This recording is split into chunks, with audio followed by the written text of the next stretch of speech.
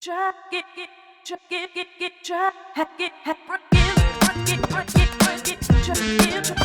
up?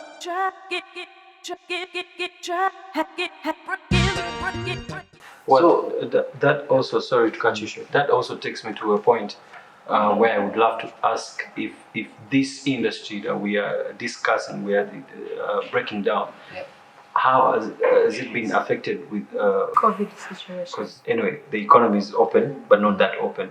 So how is it being affected? Or The has it been dynamics, it's like when there are some other factors which come along, things to do with the policy, things to do with these guys shouldn't benefit from this kind of politics. Yeah. But COVID is the advantage of sugarcane. Okay. Because one thing I didn't mention, all the drugs produced or manufactured in pharmacies, pharmaceutical industries, the biggest component is ethanol and sucrose. Yeah, it's from sugarcane. It's what they use to make most of the medicine. This starch comes in to make the drug bulky, but most of the carriers, ethanol is the one which contains the drug beetle before you swallow. Wow. So, as they are making vaccines for COVID, sugarcane is on board. Sanitizer, sugarcane is on board. I think I should grab one and just I'm sorted. So ginger grows more sugarcane compared to other parts of the country. Actually, Busoga crushes more sugarcane, contains more sugarcane, but we are growing sugarcane on only 15% arable land in Busoga. And people see that it's too much. Okay. It's not too much, and others have even associated it to farming, but it's all about management and administration. So the industry is so big that we Ugandans, we are failing to develop it, but it can accommodate anyone and we do business. Except that those who are there are a little selfish. But now, as we advance, I've just told you, Busoga is affiliated to 5 factories, but they are all under capacity, including Madivan. Okay. Because Madivan crushes less than 10,000 metric tons a day. So, Maro, to be specific, COVID has not affected, but other factors are the ones making the industry to go a little limping. Yeah. Okay. So we have executed the sugarcane and the fly that I wanted us to. Sugarcane juice is already available. Even in Bunga there, people have small mills and just cottage mills. You just fix in the sugarcane and then they flavor it for you with lemon, anything, or ginger, something. Didn't you have a fantastic drink? It is amazing. I'm going to make my own. Actually, in Dar es Salaam, can it be blended by a blender? in Dar es Salaam, if you don't take coconut juice, the best is sugarcane because of the temperatures. But the market here is low for sugarcane juice. But it's not low. Now the challenge is dealing with the sugarcane is a biological crop. You have to deal with it in the next 24 hours, or else you take something else. Yes, that's why it is the biggest item to make alcohol compared to any other crop. So preserving that juice is not simple. Yes, much as there is a doctor at the National Laboratory, Dr. Namaddu, she has managed to pack some juice, and with the time I'll introduce you to it also. It's good. You can have it for 1 month plus. And it's so What's up? Well, to our viewers, they always say the wisest men come from the east, and I can see a small bit of information. I'm not saying they are not there in the west. In the west, you were there. But I just moving forward from Mr. Lazarous, I would love to ask Yasin how this whole situation has affected Kampala Motors, and because you're dealing, most of the things are imported. Yeah. We don't, in Uganda, we don't assemble anything. Okay, maybe we assemble, but we don't assemble these particular brands. We have Kira Motors, which is far that side. Even it's also in the east. It's in Ginger,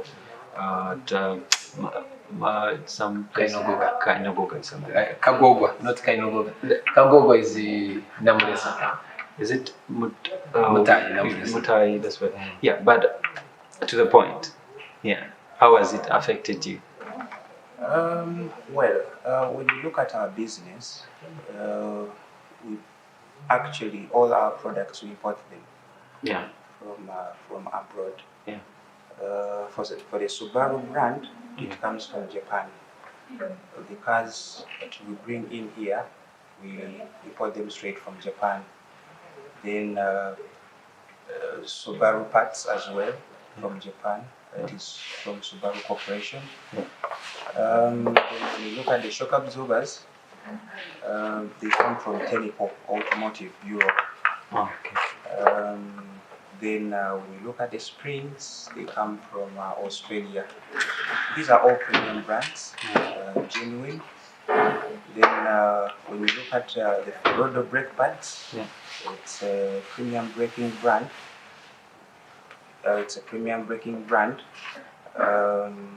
And it's an original equipment. Yeah. So it also comes from Europe. So basically, all our products come from outside. Yeah. So now, the fact that this current situation led to closure of borders, it has created delay. So when we place in orders for all these products, they tend to delay. And there is a lot of congestion at the border, just crossing from maybe from Mombasa to Kampala. There are so many processes you have to go through for you to be successful to enter in anything. So that has caused delays, and yet there is demand. The demand for our products is increasing, but then we tend to have issues with possibly stock. Okay, so that has really created a challenge onto ourselves. Yeah. Yes. One thing that I really need to ask, because I'm a Subaru, the other word, enthusiast. Enthusiast. Okay. Yeah. I drive a Subaru, and we've been doing this show in the Subaru Forester.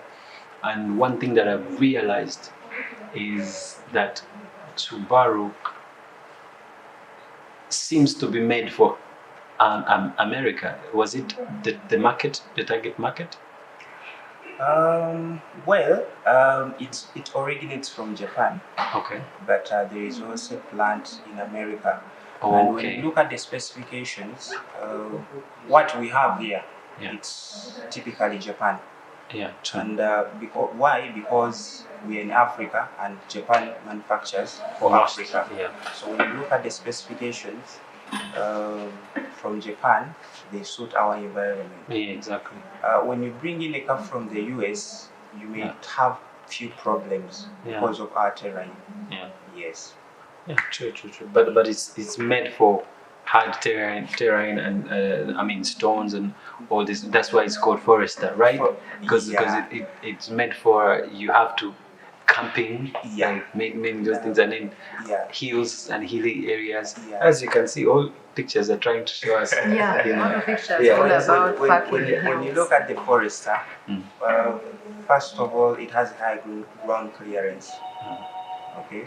High ground clearance, it's very stable on the road, very fast, and then very comfortable. That one I know. Yeah, you should, because yourself you're driving is Subaru Forester. Yeah.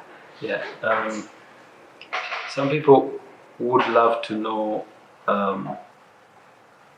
the most things that you've talked about, the advantages of a Subaru and Yeah, so we cannot repeat that because Yeah. at least they have had. If they don't have a Subaru, they're not stable on the One road. advantage I'm so sure about is the And consumption. And you can go anywhere. Another low consumption. Low It's consumption. really amazing. Yeah, It's really yeah. amazing.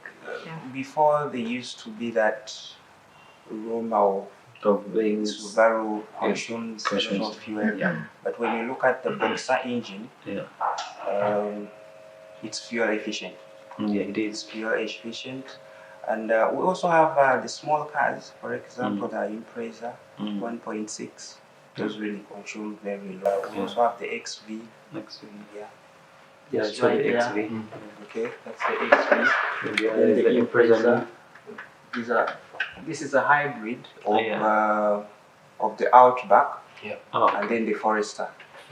okay. It's a combination. It's They a combine. combination. Yeah.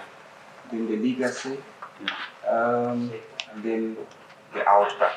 Now the Outback is our SUV. the best. The best and it's the SUV. It's the best SUV. What's its consumption? I would love to upgrade one day, but Okay. but whenever I look at the Outback, I'm like, am I going into higher consumption? Now the Outback, we have a 2.5. Yeah. And then a 3.6. Mm. Forester start from 2. Okay, so it is 2 It's 2. point something, but that one is 2 point. 2.5. So it's not so far. It may be the same. difference is the similarity. 3.6 is a jet. That's the highest spec. Yeah. Yeah, when it comes to the Consumption. Outback. Yeah. Yeah, Okay. it's the highest spec. So Outback, I'm coming. Very soon. Yeah. Now there is Okay. also this XV. It's also a unique car. Mm. There are not so many in Uganda. Try, get, try, get, try, get, break it, try, what's up? Try, get, try, get, try, get, break it.